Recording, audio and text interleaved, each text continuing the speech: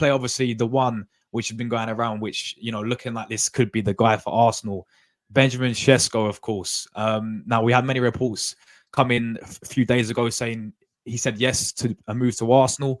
And, we're hearing today that we set a deadline to sign him before the June 14th, before the Euros. What does that really suggest? Like, do you think, we set a deadline? Is it we're getting done early, and then if we don't get him done by June 14th, by the deadline, we'll move elsewhere? Well, I think he's slowly moved from maybe third choice to fourth choice, to top priority. I was really shocked when I saw him as top priority. Like, just think about the names we've been linked with: Gyökeres, Osimhen, Tony in January, Boniface, and then Sesko was a little bit of a by the way. And then, within the last 7 days, I should say, he's actually become priorities. He's become the player Arsenal are going to sign, most probably. So I would say the deadline doesn't make any sense for me. To whoever is reporting about a deadline, it doesn't make any sense for me, because if you don't need to set a deadline when it comes to this deal. There is a release clause that is 65 million euros. So if you really desperately want him now, what you do is you trigger his release clause. That is what you do.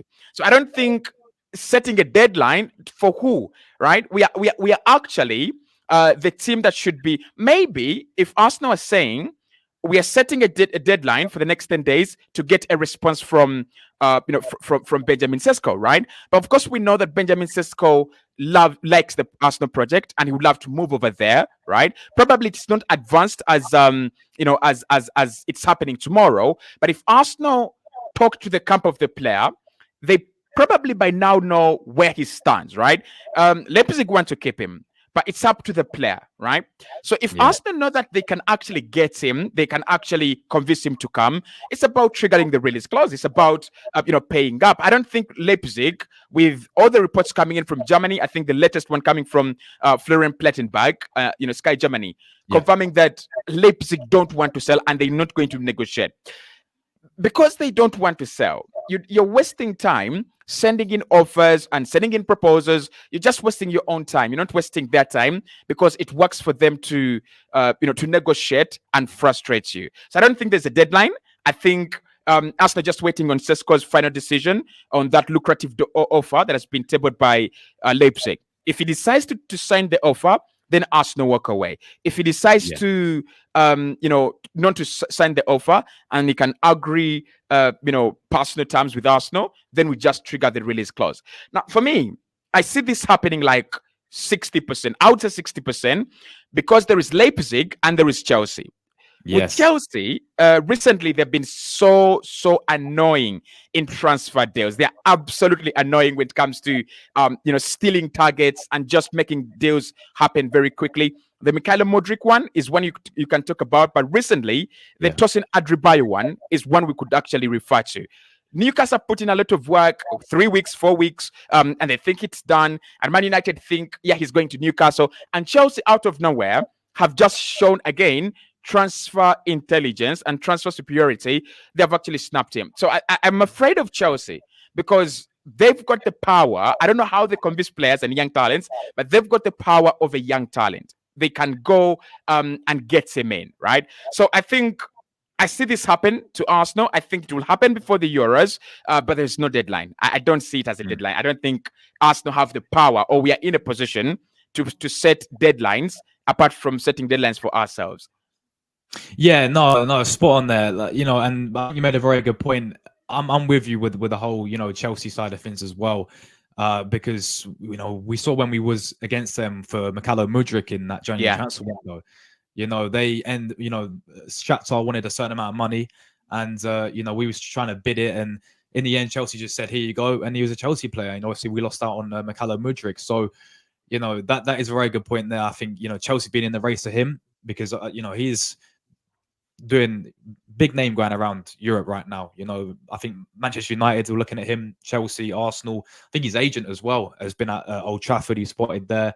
He's spotted, around London. So his agent's been going around as well. Many clubs he's been rumoured to. What do you think of Benjamin Šeško, Kosi, as a player? is he that guy to come in for Arsenal and to elevate us to a league title, in your opinion? Elevate us to a league title? No, I think he's an upgrade to the quality we have of the starting 11, an upgrade to the quality on the bench. So if you're getting rid of Edin Ketia and you're bringing in Benjamin Sesko, Sesko is younger than Edin Ketia and his ceiling is probably higher than Edin Ketia. So I think he's he's a much better option coming off the bench, and he would be a more trusted player to come off the bench as compared to a Reece Nelson or an Edin Ketia. When I look at him, I think Arsenal are actually doing this deal because of the profile of the player rather than what he can offer right now. I mean, people have been talking to me about he's good, but you know why they're talking about he's good? They're seeing some spectacular strikes, on Twitter and YouTube.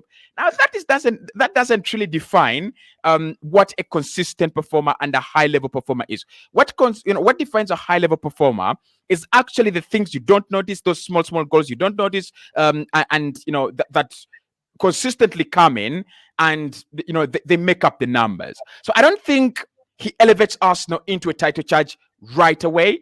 And I wouldn't actually think that the pressure comes with him, that if Arsenal don't get Sesko firing, the title is off. I don't think that's why we're signing him. I think we're signing him because Mikel Arteta has decided to sign Kai Havertz in midfield. It didn't work. He's moved up top. It has worked.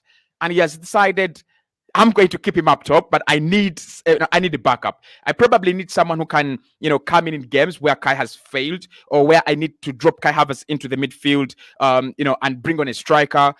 He's a different profile to Kai. Like, for him, he's a number 9. And he's going to score number 9 goals. He's going to have number 9 movements that you don't have in Kai Havertz. So for me, I don't see him as immediate success, or as one that requires to immediately succeed. I think he's one that will take his time. Mikel Arteta will take his time with him. And eventually, 2 years later, he's just 21 at the moment. At 23 or 24, that is when we might see him develop into the player that Odegaard has become, the player that Ben White has become, the player that Gabriel Magalhaes has become. Because when you look at those signings, when they had just come in, there was pressure on them to deliver, because they kind of form the foundation of Arsenal. But you will agree with me that they have delivered more 2-3 years later as compared to when they came in, when they had just come in, right? So I think that's how I see Sesko.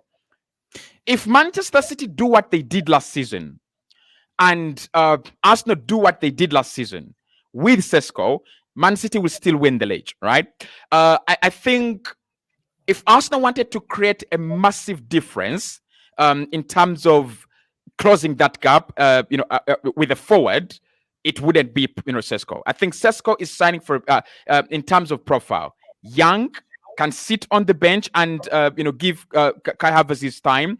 He can actually have 2 years where he's just developing until 23, 24, and he's not going to ask for a lot of game time at the moment. So I think it's the profile we are going for. I don't think it is the immediate action.